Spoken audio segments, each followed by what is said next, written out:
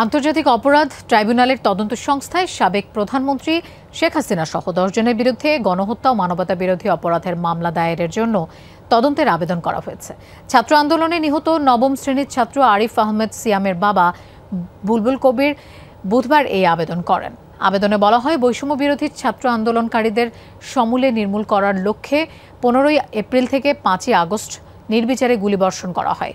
এটি গণহত্যা ও মানবতা বিরোধী অপরাধ হওয়ায় আন্তর্জাতিক অপরাধ ট্রাইব্যুনাল আইন অনুযায়ী এর বিচার হওয়া প্রয়োজন।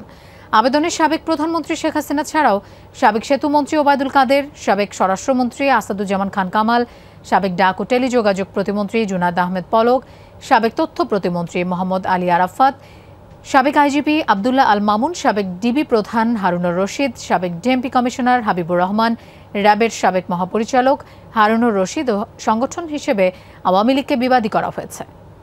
15 জুলাই 2024 থেকে 5 আগস্ট 2024 পর্যন্ত বাংলাদেশে যে ছাত্র জনতার উপরে গণহত্যা চলেছে, সেই গণহত্যাকে গণহত্যা এবং মানবতা বিরোধী অপরাধ হিসাবে তদন্ত করার জন্য আমি একটি দরখাস্ত এনেছি। যাদের ইনস্টিগেটিং বক্তব্যের কারণে পুলিশের অসাধু কিছু সদস্য, র্যাবের কিছু সদস্যরা রাস্তায় নির্মমভাবে আমাদের ছোট ছোট বাচ্চাদেরকে গুলি করে হত্যা করেছে। এটা গণহত্যা হয়েছে। যারা শহীদ পরিবার, যারা শহীদ হয়েছেন, আহত হয়েছেন, তাদের পরিবারগুলোর জন্য সুযোগ রয়েছে এই আইনের অধীনে। তদন্ত সংস্থা ধানমন্ডি যে 11 এতে যে অফিস রয়েছে, সেখানে তারা প্রত্যেকে তাদের পরিবারের বিচার চেয়ে তারা এজাহার দায়ের করতে পারে। সিলন ফ্যামিলি ব্লেন্ডের কড়ালিকার আর সতেজ স্বাদের পারফেক্ট ব্লেন্ডে স্বপ্নেরা মিলুক টানা।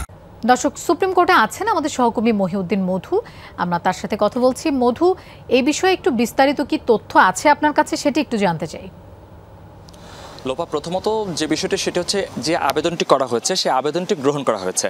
এই আবেদনটি গ্রহণ করার পরে আমরা সাধারণত যে প্রক্রিয়া জানি সেটি হচ্ছে এখন এটি স্বরাষ্ট্র মন্ত্রণালয়ে যাবে। স্বরাষ্ট্র মন্ত্রণালয় যদি এই আবেদনটিকে যথাযথ মনে করে তাহলে তারা তদন্ত প্রক্রিয়ার জন্য আন্তর্জাতিক অপরাধ ট্রাইব্যুনালের যে তদন্ত সংস্থা আছে তাদের কাছে পাঠাবে। সেটি ধানমন্ডিতে অবস্থিত। সেই তদন্ত সংস্থা থেকে তদন্ত কর্মকর্তা নিয়োগ দেওয়া হবে। তদন্ত করার পরে যদি মনে করে যে এখানে অপরাধের সংশ্লিষ্টতা রয়েছে তাহলে চার্জশিট গঠন করা হবে এবং চার্জশিট গঠন করা পরবর্তী সময়ে বিচার প্রক্রিয়া শুরু হবে। অর্থাৎ আজকে যে আবেদনটি মূলত সেটা হচ্ছে 15 জুলাই থেকে 5 আগস্ট পর্যন্ত এই 20 দিনে, যেখানে বলা হয়েছে গণহত্যার কথা বলা হয়েছে এবং কোটা সংস্কার আন্দোলনের জন্য যারা মাঠে নেমেছে সেই মাঠে নামা ব্যক্তিদেরকে সমূলে উৎপাটন শব্দটি এখানে গুরুত্বপূর্ণ, যে তাদেরকে একেবারে নিঃশেষ করে দিতে বলা হয়েছে এবং হুকুমের আসামি থেকে শুরু করে এই পরিকল্পনা যারা করেছে সেখানে সাবেক প্রধানমন্ত্রী শেখ হাসিনার কথা বলা হয়েছে এবং তার মন্ত্রিপরিষদের 2 জনের কথা আছে। একই সাথে সেখানে পুলিশের ঊর্ধ্বতন কর্মকর্তাদের কথা বলা হয়েছে এবং দল হিসেবে আওয়ামী লীগ এবং তাদের অঙ্গ সংগঠন, যেহেতু আমরা যে বক্তব্যগুলো শুনেছিলাম যে কোটা সংস্কার আন্দোলনের প্রেক্ষিতে তৎকালীন সময়ের সাধারণ সম্পাদক, আওয়ামী লীগের সাধারণ সম্পাদক এবং একজন মন্ত্রী, তিনি বলেছিলেন যে ছাত্রলীগ একাই যথেষ্ট। এই যে বক্তব্যগুলো রেখেছেন সেই বক্তব্যগুলোকে কিন্তু আনা হয়েছে এখানকার আমলে। সুতরাং এই আবেদনের মধ্যে এইগুলোকে যদি গ্রহণ করা হয়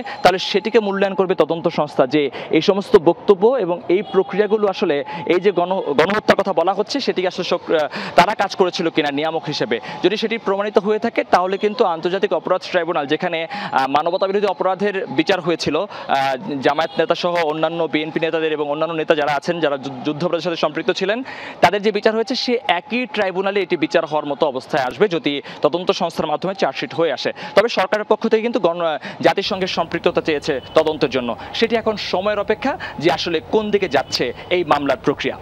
মধু, আপনাকে ধন্যবাদ আমাদের সাথে যোগ দেওয়ার জন্য।